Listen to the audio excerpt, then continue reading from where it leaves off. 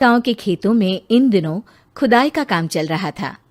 असल में इसी गांव से होकर एक अच्छी सड़क गुजरनी थी, इसलिए यहाँ खुदाई शुरू की गई थी। अचानक एक दिन खुदाई करने वाली मशीन से कुछ टकराता है। बाद में जब खोजबीन की जाती है तो वहां से 2 कंकाल मिलते हैं। पुलिस गांव के लोगों से पूछताछ शुरू करती है। आप लोगों को क्या लगता है ये किसके कंकाल हो सकते हैं? अरे साहब, हमें क्या पता ये किसके कंकाल है, आप ही लोग पता लगाइए। हम लोग तो बहुत ज़्यादा डरे हुए हैं। हाँ, हमारी फॉरेंसिक टीम अभी आ रही है। ये बताओ कि इस गांव के रहने वाला कोई जोड़ा गायब तो नहीं ना? क्योंकि शुरुआती जांच में तो ये बात सामने आ रही है कि एक कंकाल किसी पुरुष का है तो एक किसी महिला का। साहब, हमें तो बहुत डर लग रहा है। ऐसे कंकाल मिलने का मतलब गांव के आसपास ही किसी की हत्या हुई है या फिर किसी को जलाकर मार डाला गया है। हाँ साहब, हम अपने परिवार को लेकर बहुत ही ज्यादा परेशान हैं। देखिए, आप लोगों की परेशानी हम समझ सकते हैं, लेकिन आप लोगों को पुलिस का सहयोग करना होगा, क्योंकि आपके सहयोग के बगैर हम ये पता नहीं लगा सकते हैं कि आखिर ये किसके कंकाल है और इनकी हत्या किसने की। ठीक है साहब, गांव के लोग आपका पूरा सहयोग करेंगे। हाँ साहब, पूरा सहयोग करेंगे। तो फिर ठीक है, हम अपनी जांच शुरू कर देते हैं। कुछ दिन बाद जांच रिपोर्ट आ जाती है। पता चलता है कि ये कंकाल करीब 20 साल पुराने हैं, यानी 20 साल पहले किसी जोड़े की हत्या कर शव को यहाँ पर दबा दिया गया था। इंस्पेक्टर राघव, ये बताओ कि 20 साल पहले की मर्डर मिस्ट्री क्या आप सुलझ सकती है? हाँ सर, क्यों नहीं। लेकिन अब सबूत और गवाह काफी मिट गए होंगे। मुश्किल तो होगी, लेकिन शायद किसी परिवार को इंसाफ मिल सके। इंस्पेक्टर राघव, आप बिल्कुल सही कह रहे हैं। किसी परिवार को तो इंसाफ मिलेगा ही, और किसी को उसके किए की सजा भी मिलेगी। जी सर, मैंने तो जांच शुरू भी कर दी है। 20 साल पहले इस गांव के 2 जोड़े अचानक कहीं गायब हो गए थे। मैंने दोनों ही परिवारों के बाकी के सदस्यों से बातचीत शुरू की तो उन्होंने बताया कि उनके बच्चे शहर गए थे, लेकिन आज तक वापस नहीं लौटे हैं। लेकिन ये दोनों शव किस परिवार के सदस्यों के हैं, ये कैसे पता चल सकेगा?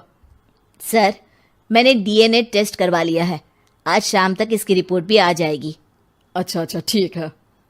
उसी शाम को सर, डीएनए रिपोर्ट के मुताबिक ये दोनों ही लाशें चौरा गांव के रहने वाले प्रधान सुल्तान सिंह के बेटे और बहू की है। लेकिन इनकी हत्याएं किसने की है, ये कैसे पता लगेगा? इसी का तो पता लगाने की कोशिश में जुटा हूं सर। आज सुल्तान सिंह से मिलने भी जा रहा हूं। मेरा बेटा और बहू तो मेरे लिए सिर्फ यादों में ही रह गए थे। हमें उनकी लाशें तक नहीं मिल सकी थी।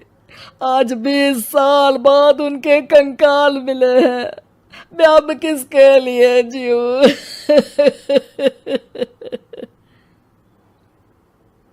लेकिन सर, क्या आपकी किसी से कोई दुश्मनी थी? अपने बेटे बहू की हत्या के लिए आप किसे जिम्मेदार मान रहे हैं? अब मैं किसका नाम बोलूं? मेरी तो किसी से दुश्मनी नहीं थी, बस मेरे बेटे बहू को कोई वापस ला पाता।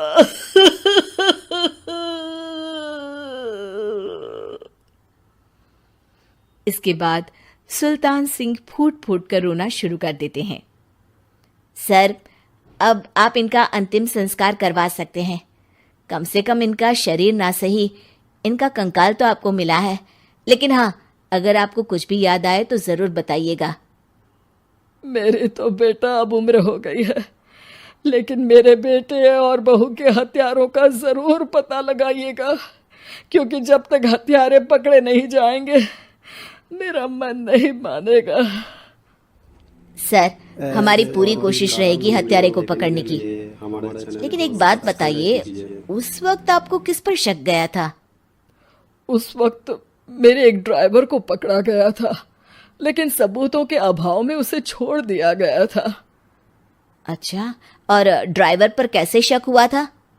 क्योंकि उस दिन ड्राइवर छुट्टी पर था। उस समय लेकिन लाश क्यों नहीं मिल सकी थी?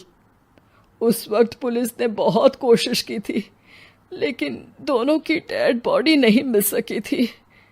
ठीक है, हमारी तफ्तीश चल रही है, मैं फिर आऊंगा। इसके बाद इंस्पेक्टर वहां से चला जाता है और सुल्तान सिंह अपने बेटे और बहू की याद में खो जाते हैं। कुछ दिन बाद सुल्तान सर, एक बात बताइए, जब आपके बेटे बहू की हत्या हुई थी, उसी के आसपास आपके ही गांव का रहने वाला एक और जोड़ा उसी वक्त गायब हो गया था ना? हाँ सर, अलका और अभिषेक, वो भी मेरे बच्चों जैसे ही थे। तो फिर वो कहाँ है? उनका भी आज तक पता नहीं चल सका, लेकिन बताते हैं कि कुछ साल पहले अभिषेक को गांव के ही किसी आदमी ने मुंबई में देखा था, लेकिन फिर वो गायब हो गया। यानी अभिषेक और अलका की हत्या नहीं हुई थी, बल्कि उन्होंने किसी वजह से खुद ही गांव छोड़ दिया था। हाँ, हो सकता है, क्योंकि अभिषेक मेरे बेटे संतोष का अच्छा दोस्त था और उसका मेरे घर भी आना जाना लगा रहता था। हो सकता है कि उसने मेरे बेटे और बहू के बारे में सुन लिया हो और ये गांव छोड़ दिया हो सकता है। उनके परिवार का कोई अब नहीं रहता क्या इस गांव में? अब तो कोई नहीं रहता। एक चाचा थे, लेकिन उन्होंने भी अपना पुश्तैनी मकान बेच दिया है। वो भी अब कहीं शहर में ही बस गए हैं। ओह, अभिषेक और अलका के बारे में भी पता लगाना होगा। हो सकता है कि वही इस हत्या के बारे में कुछ बता सके। हो तो सकता है, लेकिन वो बेचारे तो खुद ही वक्त के मारे थे, वो क्या बताएंगे। फिर भी सर, जब केस दोबारा खुला है तो जांच तो करनी ही पड़ेगी, और इस बार तो लाशें भी बरामद हुई है। कुछ दिन तक लगातार तफ्तीश चलती रही। एक दिन थाने से सुल्तान सिंह को फोन आता है। हाँ, कौन बोल रहा है? सर, मैं कांस्टेबल तुलाराम बोल रहा हूँ थाने से। आपको थाने आना पड़ेगा। थाने? लेकिन क्यों? सर, किसी की पहचान करवानी है। अच्छा ठीक है, मैं दोपहर तक पहुंचता हूँ। सुल्तान सिंह दोपहर में थाने पहुंचता है। कई पुलिस के अधिकारी वहां मौजूद रहते हैं। सर, आपके बेटे की हत्या का रहस्य आज शायद सुलझ जाए। अच्छा इंस्पेक्टर राघव, पर वो कैसे? सर, उस आदमी को देखिए, क्या वही अभिषेक है? सुल्तान सिंह की आंखों में हैरानी से आंसू आ जाते हैं। हाँ सर, यही अभिषेक है। ये आपको कहाँ से मिला? सिर्फ अभिषेक ही नहीं, बल्कि इसकी पत्नी अलका भी इसके साथ है। मैडम, जरा अभिषेक की पत्नी को लाइए। जैसे ही अलका को पेश किया जाता है, सुल्तान सिंह जमीन पर गिर जाते हैं। सुल्तान सर, क्या हुआ आपको? आप अलका को देखकर गिर क्यों गए? सुल्तान सिंह सर पकड़कर बैठ जाते हैं। ये अलका नहीं, बल्कि ये तो मेरी बहू रितु है। पूरा थाना एक दूसरे का मुंह देखने लगता है। क्या? इसके बाद हर किसी को दो कंकाल और हत्या का रहस्य समझ में आ गया। अभिषेक और रितु ने मिलकर संतोष और अलका की हत्या की थी और लाश को जमीन के नीचे दबा दिया था। आज 20 साल बाद इस हत्या का रहस्य खुल सका था कि अवैध प्रेम संबंध में दो मासूमों की जान गई थी।